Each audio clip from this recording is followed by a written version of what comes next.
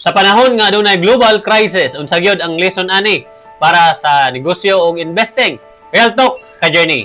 Every time nga adunay crisis sa kalibutan, gubat, economic slowdown o global tension, daghan kayo tao ang mahadlok. Ang uban muhunong sa negosyo, ang uban ibaligya tanan nilang investments.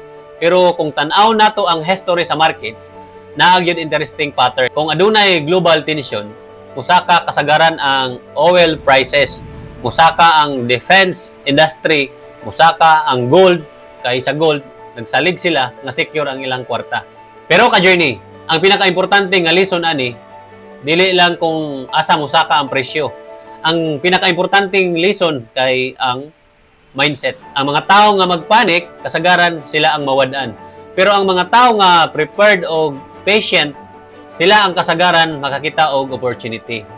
Mao na ang sa negosyo ug investing, importante gyud ang duha ka butang. Diversification. Dili nimo ibutang tanan sa usa ka stocks og long-term thinking. Dili ka magdesisyon base sa kahadlok sa karon, kundi sa imong vision sa umaabot.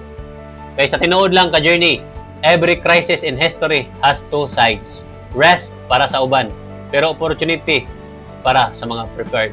Mao nang padayon lang ta magtuon, magdisiplina o mag-invest sa sakto nga mindset. Kaya ang kalibutan mahimong mag-usab, pero ang principle sa success dili gyud mausab.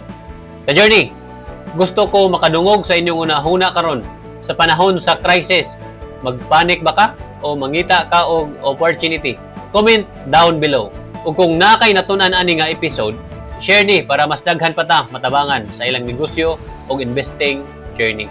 Kay sa sunod nga episode, atong hisgutan ang episode 10, ang pinaka-importante nga mindset.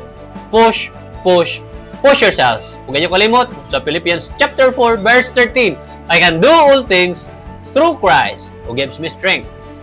Padayon ta, a journey.